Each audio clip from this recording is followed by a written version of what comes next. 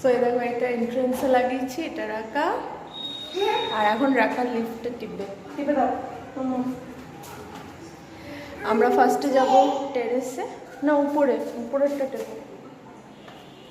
আগে আমরা উপরে ছাদে যাব, তারপরে আমরা নিচে যাব। চলো। সো এইটা হচ্ছে দেখো মেন রোডটা তোমাদেরকে আমি দেখাই। এইটা হচ্ছে মেন রোড, অ্যান্ড এইদিকে দেখো, দেখছো কি সুন্দর লাগছে পাহাড়ের গাটা, ঝলমল ঝলমল ঝলমল ঝলমল করছে,